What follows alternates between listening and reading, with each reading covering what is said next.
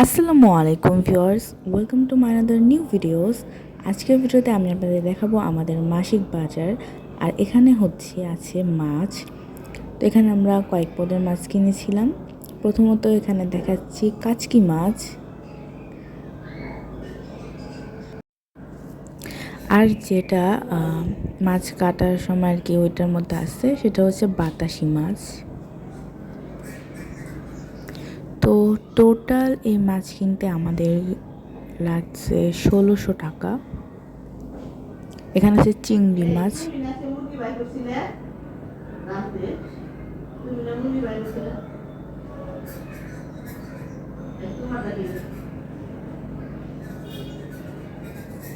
চিংড়ি মাছগুলো আগেই কেটে ফেলেছিলাম।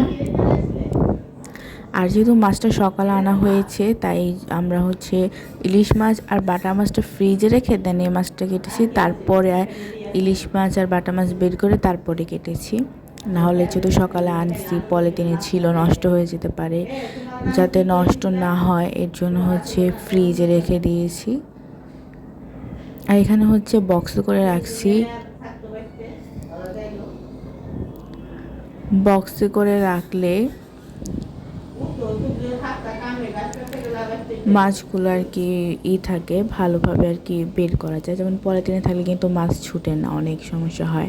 আর এখানে যখন চিংড়ি মাছ আর ইলিশ মাছটা বাটিতে রাখি, এতে যখন প্রয়োজন 1 পিস 2 পিস 3 পিস যে কয়টা পিসে হোক না কেন আর কি টান দিলেই মানে টান দিয়ে ছুটাইলেই রান্না করা যায়। আর ওটা পলিথিনের সম্ভব না, ওখানে অনেক প্রবলেম হয়। এটা বাতাসি মাছ যেটার কথা বললাম। তো সবগুলো একদম ভালোভাবে প্যাকেট করে রেখে দিচ্ছি পলিতে। একদম যেদিন রান্না করা থাকবে শুধু বের করে ধুয়ে রান্না করে ফেলবো। এই যে চিংড়ি মাছটা বাড়িতে রেখে দিয়েছি। এই বাটিতে আরও চিংড়ি মাছ না, এটা আবার ইস্যু রাখছিলাম। ইলিশ মাছ যে কাটছিলাম তো ওইটার যে ছিল মাথার অংশটা, সেটা এই বাটিতে আবার বের করে রেখে দিয়েছিলাম। আর লেজ মাছটা আলাদা একটা বাটিতে রেখেছি। আর ওই বাটিতে মাথার জায়গা হচ্ছিল না, এর জন্য।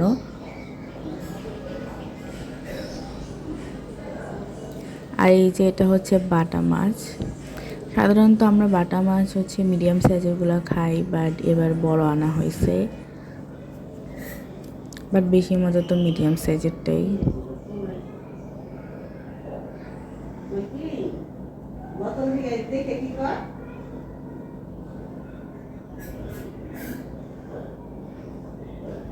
আর এই যে ইলিশ মাছ। ইলিশ মাছ এখানে আছে 4টা। এই 4টা ইলিশ মাছ কিনতে 800 টাকা লেগেছে।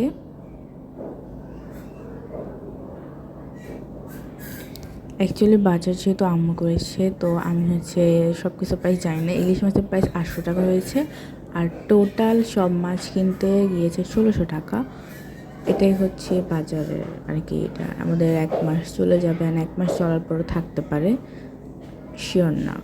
আর যেহেতু এবছরে কুরবানি আছে তো গরুর মাংস তো থাকবে, কিনবো আমরা।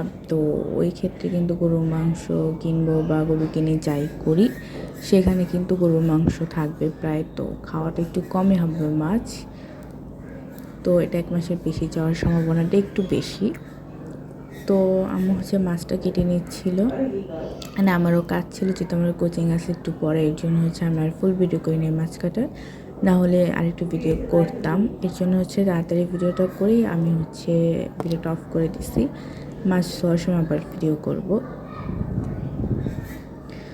তো এই যে মাছগুলো কিন্তু কাটা শেষ হয়ে গেছে। বাটা মাছও কাটা শেষ, আর ইলিশ মাছটাও কাটা শেষ। আগে ইলিশ মাছটা আম্মু ধুয়ে নিল। এটা এই যে দেখেন বাড়িতে রেখে দিচ্ছে।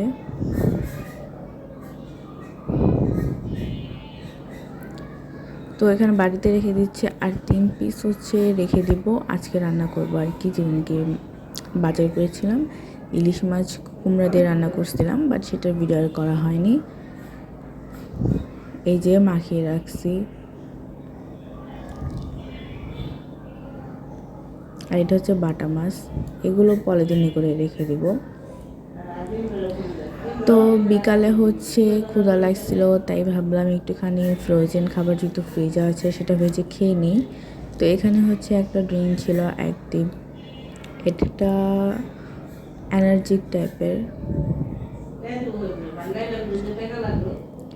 তো আজকে ভিডিওটি এখানে শেষ করতেছি। তো এখানে আমি হচ্ছে যেটা করতেছিলাম, স্ট্র হচ্ছে খোলার চেষ্টা করতেছিলাম, বাট অনেকবার করার পরও হইতেছিল না, অনেক কষ্ট করছি, বাট লাস্ট পর্যন্ত করতে পারছি। তো এই হচ্ছে আজকের ভিডিও। সবাই ভালো থাকবেন, সুস্থ থাকবেন, সুন্দর থাকবেন এবং চ্যানেলটি সাবস্ক্রাইব করে দিবেন, তাহলে সব ভিডিওর নোটিফিকেশান আপনার ফোনে চলে যাবে। আর এখানে আছে রোল অ্যান্ড সমোসা, সাথে একটু সালাদ সস নিয়ে নিয়েছি। তো বাই, আল্লাহ হাফেজ, আসসালামু আলাইকুম।